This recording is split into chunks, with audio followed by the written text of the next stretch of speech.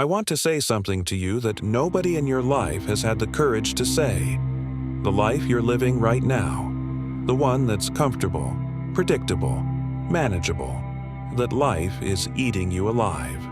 Not loudly, not dramatically, not in a way you'd notice on a Tuesday morning over coffee. Quietly, consistently, the way rust eats iron, the way a slow leak empties a tank. You tell yourself you're being responsible, practical, patient, waiting for the right moment. There is no right moment. There is only the moment you decide to stop waiting. I've watched people wait their whole lives for conditions to improve. I've watched brilliant people with more raw ability than I ever had, arrive at the end of their story and realize they never actually started it. Comfort did that. Not failure, not circumstance, not bad luck. Comfort is the most sophisticated trap ever built, because it doesn't feel like a trap. It feels like safety. Today, I'm going to tell you how it works, and I'm going to tell you how to get out of it. Stay with me. Personal story / relatable scenario. Let me tell you about a man I knew. He was 41 years old. He'd spent 20 years building a career in a field he'd drifted into because it paid well and his parents approved. He had a car, a mortgage, a pension plan, a routine so worn into his days it had become invisible. He wasn't unhappy exactly. He was something worse. He was fine. And fine, I want you to really hear this, fine is where potential goes to die.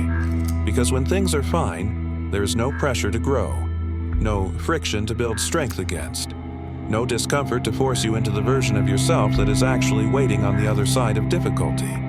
The man had everything the world had told him to want, and none of what he actually needed, which was resistance. I know this man well, because for a long time, he was me. I spent the better part of my 30s in a professional life that was safe, predictable, and slowly hollowing me out. The work wasn't bad. The people weren't bad. I wasn't bad. But I was shrinking. Not physically. Something harder to see. The part of you that dreams, that reaches, that is willing to be uncomfortable in pursuit of something real.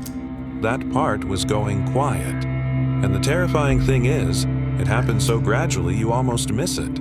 The ambitions get smaller. The risks feel bigger. The couch gets a little more comfortable every year. And one day you wake up and realize that the version of yourself you always intended to become is not ahead of you anymore. It's behind you, standing at a fork in the road you passed without noticing.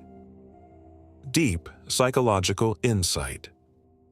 Here's what's actually happening in your brain. And I want you to understand this because it's not a character flaw. It's a design feature that's being used against you. Your nervous system was built for one primary purpose: survival. And survival, for most of human history, meant conserving energy, avoiding the unknown, and staying in familiar territory where threats were understood and manageable. Comfort is your brain's way of saying, we're alive, we're safe, let's stay here. The problem is that your brain cannot distinguish between a genuinely dangerous situation and simply something difficult. An unknown outcome. A conversation that might not go well. A project that might fail. A version of yourself that might not be good enough. To your nervous system, growth feels identical to danger. That tightness in your chest when you think about doing the hard thing, that's not weakness. That's your alarm system misfiring. And here's where it gets interesting. Every time you back away from that discomfort, every time you choose the familiar over the challenging, your brain logs it as a confirmed threat, something to be avoided. The pattern reinforces itself. You don't become more comfortable with difficulty by avoiding it. You become less capable of tolerating it. Slowly, over years, until the things that used to feel manageable feel overwhelming, until the risks that used to feel worth taking feel impossible. This is the mechanism. Comfort does not hold you still. It moves you backward. Every day you spend in your comfort zone, your capacity quietly contracts. You are not standing still. You are retreating. Hard Truth section. Pattern interrupt. I need to stop here and say something you might not want to hear. The life you're not living, the version of yourself that is more capable, more alive, more fully expressed than the one you're being right now. It's not going to come and find you. It doesn't work that way. You have been waiting, haven't you? Waiting for the right time, the right circumstances, the right level of confidence or certainty or readiness. Waiting until you have enough, know enough, are enough. But readiness is a myth that comfort invented to keep you where you are. Nobody who ever did anything significant felt ready first. They felt afraid. They felt uncertain. They felt like they might fail, like the timing was wrong, like they didn't have everything they needed. And they did it anyway. Not because the fear disappeared, but because they understood something critical. Action is not the reward you receive after conquering fear. Action is the mechanism through which fear is conquered. You do not wait to be brave. You act, and courage follows. Here is the hard truth that comfort has been protecting you from. You already know what you need to do. You have known for some time. The conversation you haven't had, the project you haven't started, the habit you haven't built, the boundary you haven't set, the version of yourself you haven't had the courage to become. It's not information you're missing, it's permission. And I'm telling you right now, you already have it. Turning point moment. I want to tell you about the moment everything shifted for me. I was 44 years old. I'd been in the same professional lane for 11 years, comfortable, compensated, and quietly dying inside. There was a project I'd been circling for 3 years, something I believed in, something that scared me, something that required me to step fully into a version of myself I wasn't sure I was. I had every practical reason not to do it. The timing was wrong. The market was uncertain. The risk was real. I had responsibilities. I had a family. I had a mortgage and a pension, and 100 very sensible arguments for staying exactly where I was. And then, one evening, I was sitting with an older man, a mentor of mine, someone who had lived 3 lives worth of experience in one. And I laid out all my reasons, all my very sensible, very practical, very thoroughly constructed arguments for waiting. He listened. He didn't interrupt. He let me finish the whole architecture of my own limitation. And when I was done, he was quiet for a long time. Then he said something I have never forgotten. Every reason you just gave me is real. None of them are the actual reason. The actual reason is that you're comfortable, and comfort has convinced you that it's wisdom. Sit with that. I didn't sleep that night, because he was right, and I knew it, and I had known it for 3 years. The real reason I wasn't moving was not timing or risk or circumstance. It was comfort wearing the mask of responsibility. It was fear wearing the costume of practicality. And when you finally see that distinction clearly, when you can tell the difference between genuine wisdom and comfortable rationalization, everything changes, because you can no longer pretend. The pretending was the comfort, and I was done. Practical mindset shift. So, what does it actually mean to move out of comfort? Because this is where most conversations on this topic go wrong. They give you energy without direction, fire without fuel. The shift I'm talking about is not about doing more, working harder, grinding longer, burning yourself into the ground in the name of hustle. That is not what I'm asking of you. What I'm asking is something quieter and, in my experience, far more difficult. I'm asking you to get honest, not with me, with yourself, about the gap between who you are and who you know you could be, about the things you've been tolerating that you shouldn't, about the version of your life you have been postponing. Because here's what I've learned. Comfort doesn't disappear when you decide to leave it. It follows you. It calls to you. It whispers very reasonable things in a very reasonable voice. The shift is not a single dramatic moment of decision. It's a practice, a daily choice, A commitment to choose the difficult thing over the comfortable one, again and again, until the difficult thing becomes the new normal, until the edges of your life expand, until you are larger than you were. Growth is not an event, it is a direction, and the direction begins with a single, non-negotiable decision. I will no longer let my comfort determine my ceiling. Action steps, 3 to 5 powerful principles. Here are 5 things I know work, not from theory, from doing them, failing at them, and eventually learning to live by them. 1. Name the comfort that is costing you the most right now. In your life, there is one specific comfort that is doing the most damage. One habit of avoidance, one comfortable lie, one area where you have been choosing ease over truth. You know what it is. You've always known. Name it. Not to anyone else if you're not ready. Just to yourself. Write it down, because a nameless enemy is far more powerful than one you can see clearly.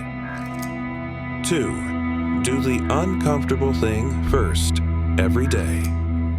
Whatever you have been avoiding, the difficult conversation, the hard work, the honest assessment of where you are, do it before you do anything else. The morning is the most honest part of the day. Use it for the thing that asks the most of you, not the thing that costs you the least. What you do in the first hour of your day tells the truth about who you are becoming. Make sure it's a truth you can live with. 3. Learn to tolerate discomfort as a skill. This is something nobody teaches explicitly, but it is one of the most important things a human being can develop. The ability to be uncomfortable and continue. To feel the resistance, the fear, the uncertainty, and stay in motion anyway. To not need the situation to feel better before you act within it. You build this exactly the way you build any other strength, by exposure. Small discomforts, taken on voluntarily, consistently. Physical difficulty, difficult conversations. Saying the honest thing instead of the comfortable one. Each time you stay when you want to leave, push when you want to stop, speak when you want to stay silent. Your capacity expands. The muscle grows. 4. Surround yourself with people who are further along. Environment is not circumstance. Environment is the people whose voices you hear most often, whose standards become invisible to you, whose level of ambition or acceptance quietly becomes your own. If everyone around you is comfortable, comfortable becomes the standard. It becomes invisible. It becomes what's normal. Find one person, just one, who is operating at a level that makes you feel slightly inadequate, not crushing, not hopeless, just stretched. The right discomfort in the right community is the fastest growth mechanism available to any human being. Your network is not just your net worth, it is your ceiling. 5. Build a relationship with your future self. This one sounds simple. It is not. Most decisions to stay comfortable are made by the present self, who is tired, who wants relief, who has been carrying a lot today, and the cost is paid by the future self, who had no vote in the decision. Begin making decisions with that future person in mind, not in an abstract way, concretely. What does the version of you that is 10 years further along, the one who made the hard calls, built the hard habits, chose the difficult road, what does that person look like? What do they have that you don't yet? Make decisions as that person's advocate, because right now, you are the only one they have. I want to leave you with something, not a challenge, not a rallying cry, something quieter than that. One day, and this day will come, for all of us, you will look back. You will look back at this period of your life, at the decisions you made and the ones you didn't, at the risks you took and the ones you rationalized your way out of, at the person you were becoming, and the moment you either stayed with that becoming or retreated from it. And on that day, the comfort will mean nothing. The safety will mean nothing. The predictability, the routine, the carefully managed risk of a life lived inside its own edges, none of it will comfort you then. What will matter is whether you were true to what you were capable of, whether the life you lived was the one you actually wanted, or the one that was simply the easiest to keep. You have potential that has not been tested, capacity that has not been demanded, a version of yourself that has never been called upon because you have never placed yourself in a situation that required it. I am not asking you to be reckless. I am not asking you to destroy the life you have built. I am asking you to be honest. Honestly, quietly, courageously honest about where comfort has become a cage, about where fine has replaced remarkable, about where waiting has replaced beginning. You are not done. You are not past it. You are not too far into this to change direction. But the time you have is not unlimited. And the version of yourself that is possible, the one that is fuller, more alive, more truly expressed than the one you're being right now, that version is worth whatever discomfort it costs to reach it. Go find it. Your potential is not a gift. It is a responsibility. Honor it. Unstoppable mind.